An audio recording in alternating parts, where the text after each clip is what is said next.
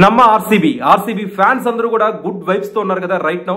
IPL 2025 లో RCB debut win నిజంగా RCB franchise కి మాత్రమే కాదు చాలా మంది ఫ్యాన్స్ కూడా మెమరబుల్. ఎందుకంటే ఈ మ్యాచ్ స్టార్ట్ అవడానికి ముందు అందరూ కూడా కేకేఆర్ నే ఫేవరెట్ గా పరిగణించారు. బికాస్ కేకేఆర్ లైనప్ కానీ కేకేఆర్ బౌలింగ్ డిస్ప్లే కానీ చాలా బాగుంది అని చెప్పి చాలా మంది క్రికెట్ విశ్లేషకులు అన్నారు. అండ్ ఇవాళ టాస్ జరిగిన తర్వాత భువనేశ్వర్ కుమార్ ఆర్సీబీ ప్లేయింగ్ 11 లో లేడు అనే వార్త విన్న తర్వాత చాలా మంది ఆర్సీబీ ఫ్యాన్స్ కాస్త డిసప్పాయింట్ అయ్యారు. బట్ ఆర్సీబీ మిడిల్ ఓవర్స్ లో పుంజుకున్న తీరు, ఆర్సీబీ బౌలర్స్ యష్ దయాల్ కావచ్చు, కృణాల్ పాండ్యా కావచ్చు, living stone and Shreyas Sharma వీళ్ళందరూ కంబ్యాక్ ఇచ్చిన విధానం సీరియస్లీ చాలా ఇన్స్పిరేషనల్ గా అనిపించింది.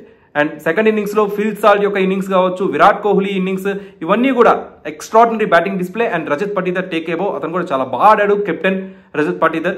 అండ్ ఇవాల్టి మ్యాచ్ లో చాలా మందికి ఒక సందేహం అయితే కలిగి ఉంటుంది ఫస్ట్ ఇన్నింగ్స్ లో. అదేంటంటే సునీల్ నారాయణ్ హిట్ వికెట్ అయినా కానీ ఎందుకు అవుట్ ఇవ్వలేదు? అది ఆర్సీబీ ఫీల్డర్స్ అపీల్ చేయనందుక, లేకపోతే ఇంకేమైనా క్రికెట్ ఎంసీసీ రూల్ ఉందా అని చెప్పి చాలా మంది ఫ్యాన్స్ అయితే ఒక కన్ఫ్యూజన్ లో ఉన్నారు. అండ్ సోషల్ మీడియాలో కూడా దీనిపై డిబేట్ కొనసాగుతుంది. ఎస్, దీని వెనక ఒక కారణం ఉంది. ఎంసీసీ రూల్ 35.1.1 ప్రకారం కొంచెం జాగ్రత్తగా వినండి. ఆ రూల్ ప్రకారం ఒక బ్యాట్స్మెన్ బంతిని ఆడుతున్నప్పుడు లేదా బంతి ఆడిన వెంటనే రన్ తీయడానికి ప్రయత్నిస్తున్నప్పుడు అతని బ్యాట్ లేదా శరీరంలో ఏదైనా భాగం వికెట్ ని తాకి స్టంప్స్ ని కింద పడేస్తే అతను హిట్ వికెట్ అవుతాడు. ఇది కేవలం బంతిని ఆడే సమయంలో మాత్రమే జరగాలి, లేకపోతే ఆడిన వెంటనే రన్ కోసం పరిగెత్తే సమయంలో జరగాలి. ఇది అందరికీ తెలిసిన విషయమే. అయితే ఇక్కడే ట్విస్ట్ ఉంది. ఈ అవుట్ కేవలం బౌలర్ బంతిని విసిరినప్పుడు మరియు ఆ బంతి ఆడబడే సమయంలోనే లెక్కలోకి వస్తుంది.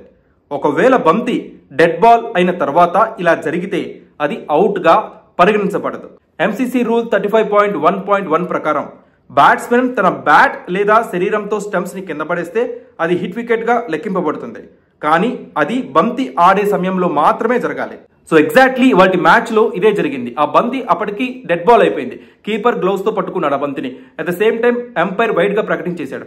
అండ్ ఆర్సీబీ ప్లేయర్స్ కూడా కాస్త లేట్ గా అపీల్ చేశారు. సో ఓవరాల్ గా ఇలాంటి కన్ఫ్యూజన్ మధ్య సునీల్ నారాయణ్ బ్యాట్ తో స్టంప్స్ ని తాకినా కానీ బెయిల్స్ కింద పడినా కానీ ఎంపైర్ దాన్ని అవుట్ గా పరిగణించలేదు. సో ఈ వీడియో మీకు కాస్త క్లారిటీ ఇచ్చిందని అనుకుంటున్నాను.